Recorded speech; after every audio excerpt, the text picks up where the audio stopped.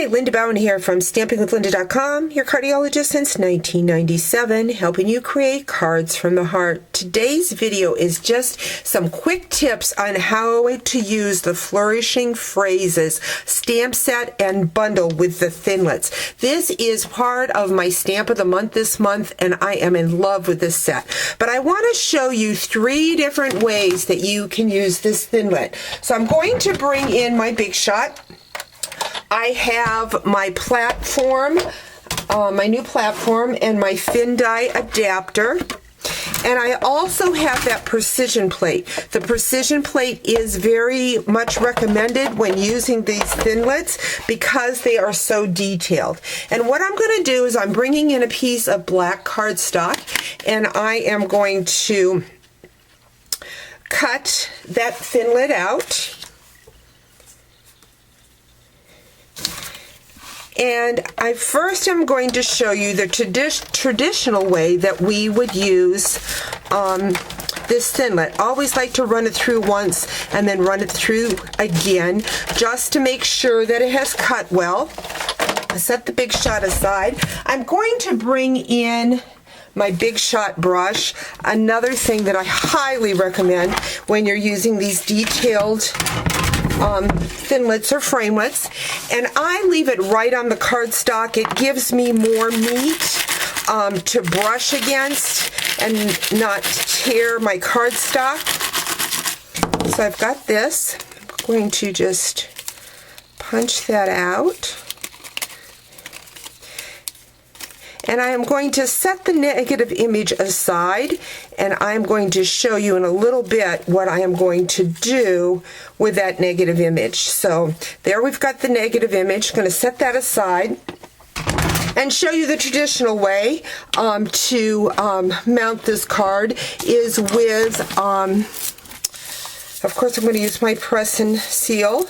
Again, don't need a very big piece. See, I've got a couple little hanging chads there, so I'm going to just take my paper piercer and punch them out.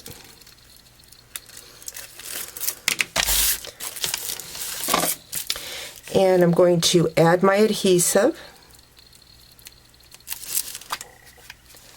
My adhesive is getting down towards the end of the bottle. Let me go over here and squeeze it out. Get it started. It's getting to the end of the bottle, and so I really should be storing it upside down. So I'm just going to add, just in a few spots, some of that adhesive. Those circles just make a perfect place for a dot. So I'm going to set that aside. I'm going to put the cap back in. Always best to put it on your index finger, and it helps slide that cap right back in. Going to bring in a 5 1/4 by 8 piece of Very Vanilla, and then I'm going to take the press and seal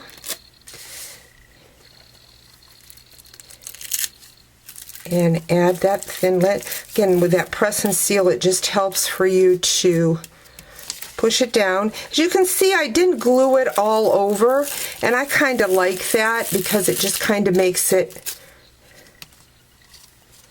flow off my card, that it's not completely flat on my card. Then I'm going to bring in my blacking pad and that Just a Note from that stamp set. I'll open that card up.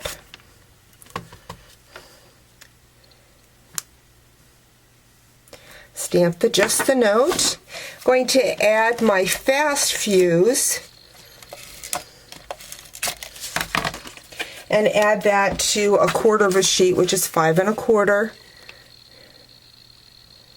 or excuse me, 5 1/2 by 4 1/4 piece of black, and I'm going to add that card. So that's how we traditionally would use that, but do not throw this negative image away, and let me show you why.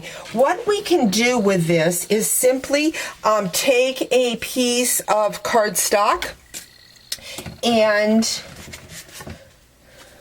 lay this negative image down, and I'm going to bring in my Peekaboo Peach, and just going to lay that there. And I'm going to go in and I'm going to daub. I'm going to daub the flowers. Now this is a sponge technique and it does not have to be exact. If you get a little of the peekaboo peach where the leaves should be, that is perfectly fine. And then I'm going to, I see I didn't bring my emerald green, but then I would go into my emerald green and I would sponge the leaves. And this is the card that I would come up with. So there it is, just soft, using that negative image from where we cut out our florals for the other card. So there's 2 cards done with the same cutout. Now we've sponged on the back side of this, so when we flip it over, it will work fine. Then we can glue this onto another piece of cardstock, and this is what we've got. So we're just going to glue this on like so, and it shows the color of the cardstock through. So this way, with this set of thinlits, we can get 3 different types of cards using the same cutout. So hope you've enjoyed that tip and that you'll check out my Stamps of the Month kit over at my blog, stampingwithlinda.com. Thanks for joining me. Bye-bye.